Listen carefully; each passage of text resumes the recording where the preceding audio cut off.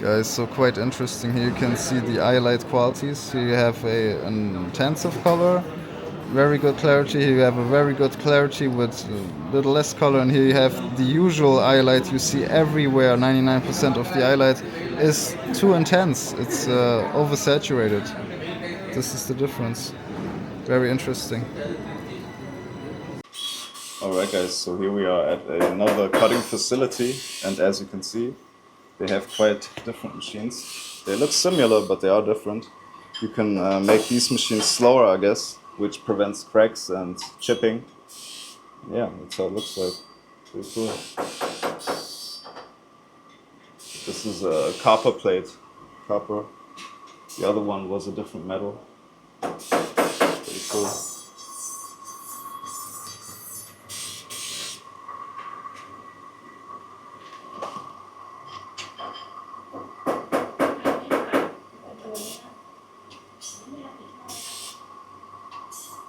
Oh, that's my stone, I think. I didn't even realize. Just cutting my stone right here.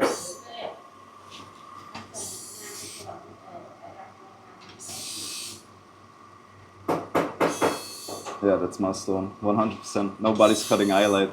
I'm the only person that would cut Iolite. Nobody is interested in this. Nobody spends money because you can literally not sell it. Nobody wants it. It's an unknown stone. Very, very rare. Difficult to cut, and in high quality it's very rare. It's not overall rare. It's found in many places, but in clear quality it's very rare to find.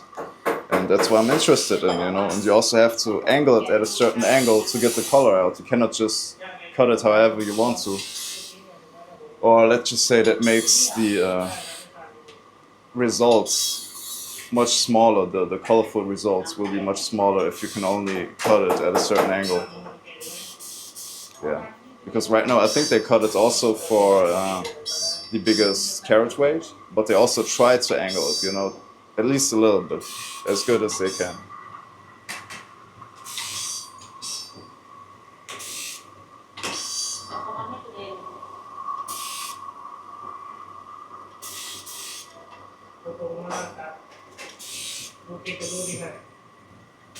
Just the hand of the machine.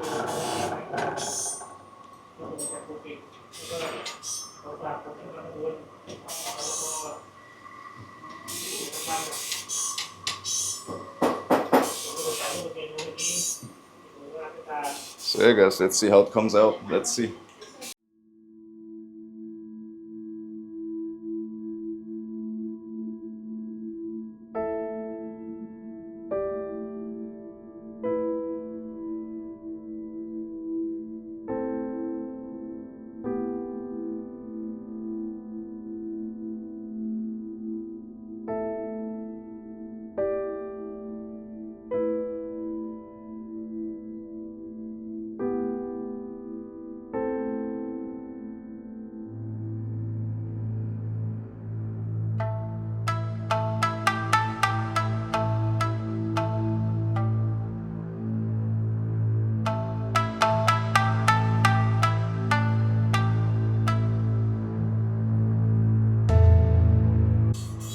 Guys, as you can see, some of the stones are already finished, and they are both now finishing my stones. Looks very promising from this angle. Look at this, very nice. Look at the amount of facets, beautiful, and that's a very big stone. I mean, look at the size, huge stone. I have some more here, actually. Let me show you. So that's one of them.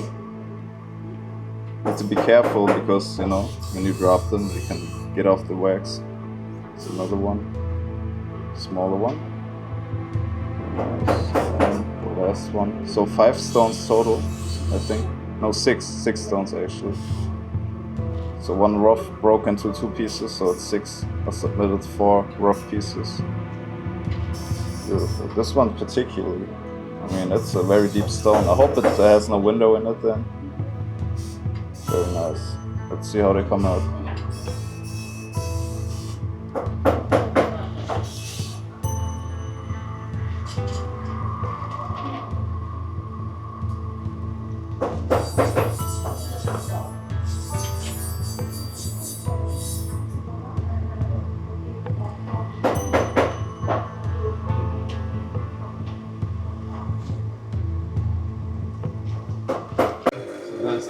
cutting. I hope you can hear me. The microphone is angled at me. Yeah, I'm finishing right now the pre-shaping of the stones. And as you can see, this here is now really getting the shape of the gemstone. You can see this might be an oval stone. Very interesting to figure out which direction I should shift it, tilt it. And yeah, that's what it looks like. So this will be the table. You see that? So that's how I would cut this now. Let's see if this is a good way. Let's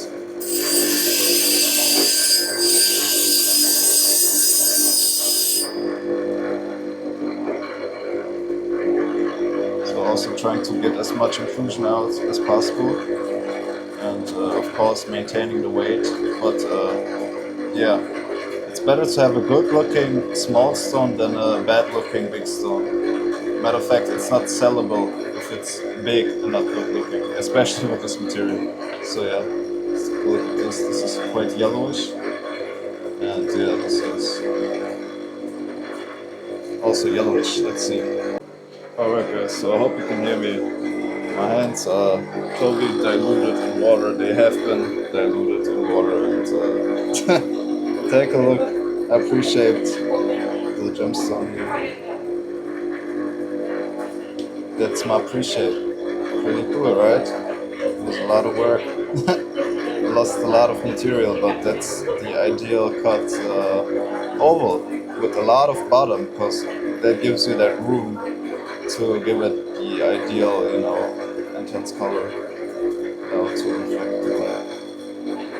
The headphones are I'm wearing earphones always because it's quite loud and annoying. So yeah. So it looks like there's a fissure in there. You can see how these come out. Appreciate these just a little, but you can tell how much you will lose. Look at this. It's a big piece of rough, right? Imagine how small the stone will be, the finished stone. This piece here started off as a chunk of this size, like it was quite big. It's pretty small, but we are almost there, as you can tell. Very nice piece. Very nice piece. So it looks like pretty cool. Pre-shaping the oval and then finishing it. It's I don't know if wearing gloves is a good idea because you cannot grip them stones maybe, but I will try it out. Probably you can if I put on medical gloves next time. That will be better for my skin, and it's quite annoying with the water. But yeah, let's see how this comes out, man. Let's see how this comes out. You can see the color shift is already apparent. Pretty cool. So yeah, what do we learn? We learned that cutting gemstone rough is a gamble.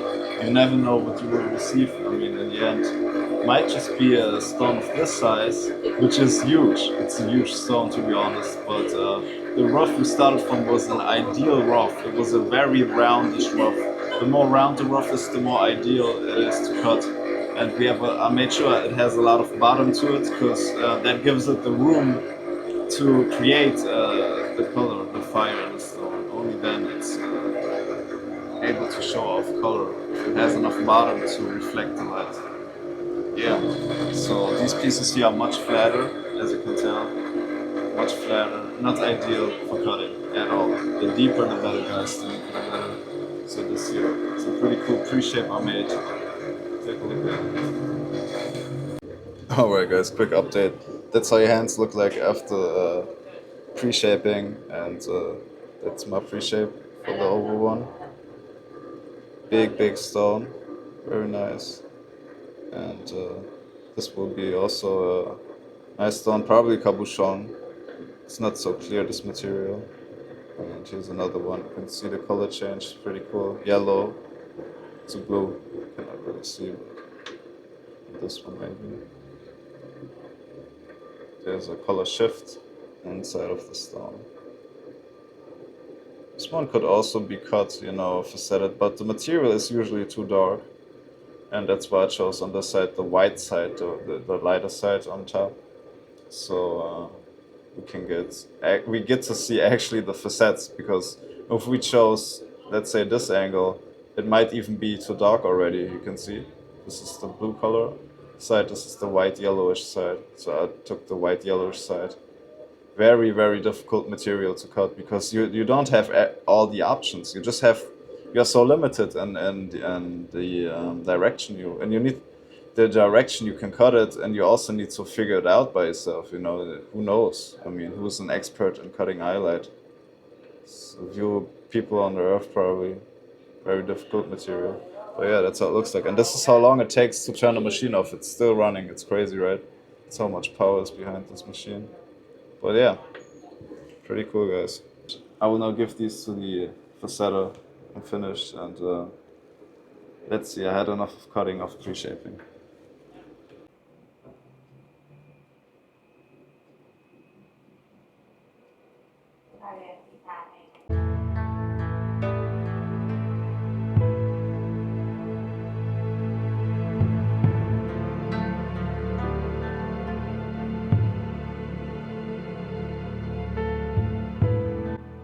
Alright, so we marked the stones, how we want to cut it. That's 54.15 carats total weight. So if we lose 50%, that would mean 27 carats left. I mean, even 75 would be okay, but I already pre-shaped it, so I expect to be maybe 50%, let's say 50% loss. So 27 carats we expect from these stones. Pretty cool. That will be the top. That's the oval shape. She was laughing. I don't know why she's laughing. Because it looks out of shape, obviously. It's a pre-shape. But yeah, there's enough room for him to facet the bottom at a good angle. Let's see. Let's see.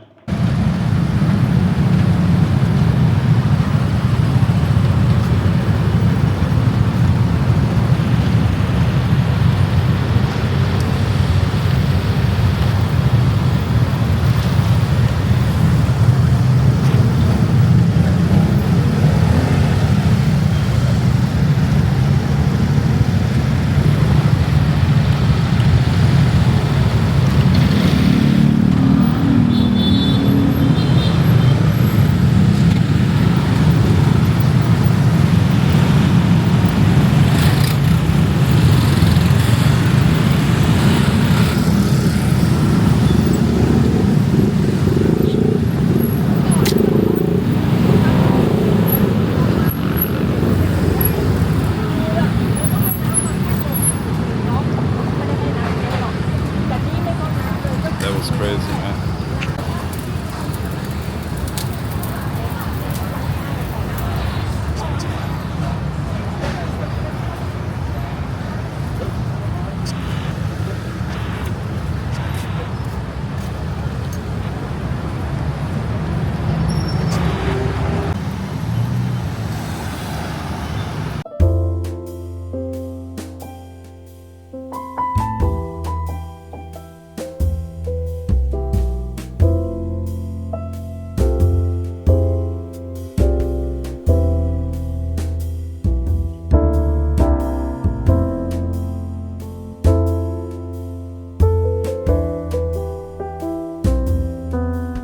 So here we are. Here's the stone. And yeah, it's very dark, but perfectly went as planned. The shape of it is prevailed. And yeah, that's how the stone looks like now. Pretty interesting looking. The back of it is more interesting than the front. I think about setting it upside down like this, because this is much more appealing. And yeah, that's the front. It's very dark, looks black. Very, very difficult material to work with. Now, this was initially my best piece because it had the most intense color. But as you can tell, that's not always a benefit. Having the most intense color sometimes means your stone will turn out black. I can imagine the same effect goes with sapphire. In sapphire, this would mean a lot of loss in money. You would lose a lot of money. And iolite, that just means we learn from it and go on. See you in the next video, guys. I'm out. Alright, guys, so we are about to pick up the gemstones that are pre-cut yesterday. Today they are finished, so let's see how they will look like. Let's see. Alright, here they are. Didn't take a look at them, but interesting. This is my pre-formed one. Let's see. Let's see.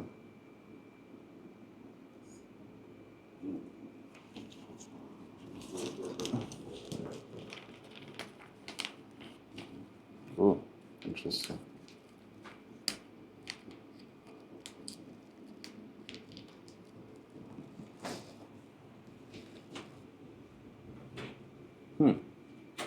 Very interesting. Look how deep it is.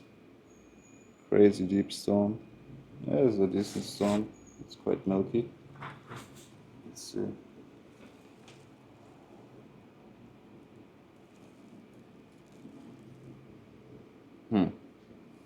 So that stone is interesting. A little bit too deep.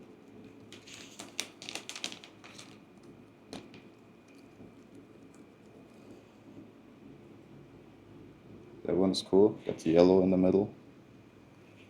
Nice piece. I like this one.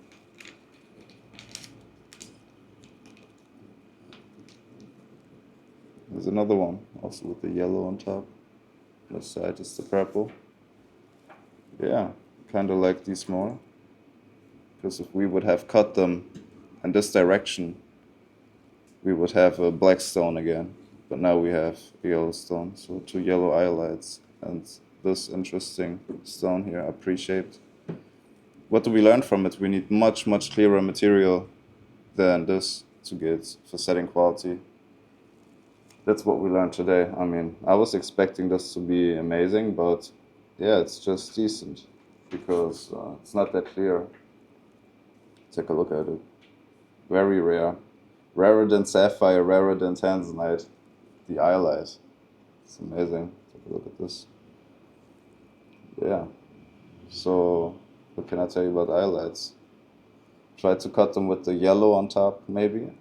You do cabochons, because then they look kind of magical. They have a more interesting look to them. The purple darkness is anyway in them, so maybe take the yellow approach, yellow side to the top. At least then you have a chance to get something. But the issue is still the clarity. Finding rough material that's clean, very, very rare. Yeah, one of the most rarest niche gemstones in the world, probably. That's what I've learned. I mean, you can get clean material, but then it's not the size you would need for big stones. So big stones and clean are very rare. Small stones you can get clean, but most of them are flat cuts, oval cuts. They don't cost anything, $7 a carat maybe, $7 to $10 a carat. If they are big, they're almost impossible to find. So yeah. Guys, like, share, and subscribe. See you in the next video. I'm out. So how much did we lose? Now it's 33.65 carats, which is a lot. I think yesterday was 75.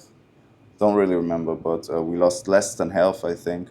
Amazing. So yeah, definitely pre-shape your own stones if you can.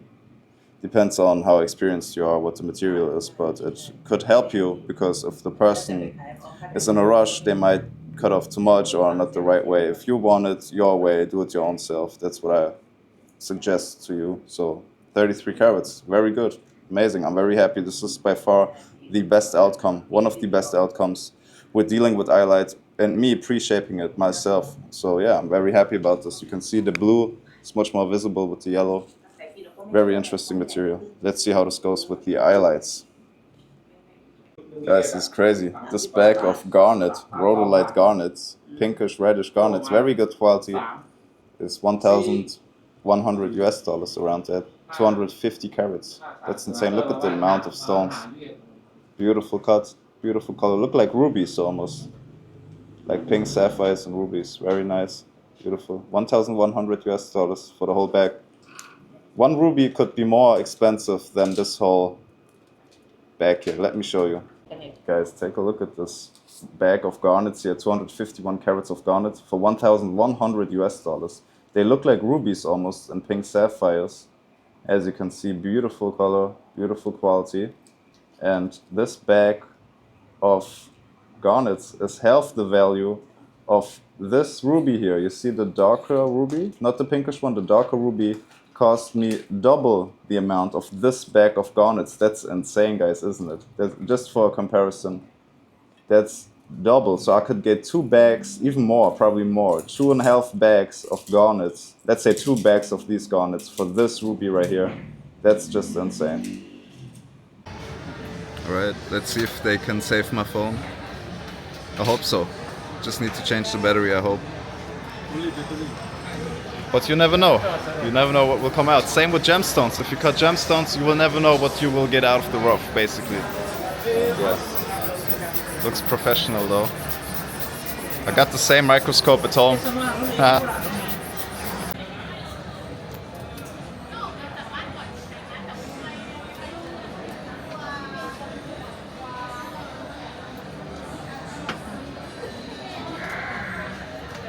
So here we have natural uncut garnet. That's how it looks like. It's uncut, you say? Untouched, yeah. Untouched. Like this, yeah, like Look this at it, one. guys. The facets are naturally made by nature. Beautiful. And once you facet this material, you'll get something like this here. Amazing. And here we have the faceted stones from this Yes. rough garnets, guys. Very interesting. So here we have green garnet, by the way. Funny enough, this is green garnet called swavarite. And I think it's grosserite, something like this, the variety of that garnet material, the green one. And yeah, the most expensive form of garnet. Demantoid would be the more expensive. It's another green variety of garnet, the demantoid. But this is the second most expensive, the swavarite. And then we have the others, like the, how you call them? Then we have the spessartite here, the orange variety of garnet. There's a lot more, actually. But these are more clean here, I guess, these pieces. Beautiful. Alright, let's see if they can save my phone. I hope so. Just need to change the battery, I hope. But you never know. You never know what will come out. Same with gemstones. If you cut gemstones, you will never know what you will get out of the rough, basically. Yeah. Looks professional though. I got the same microscope at home.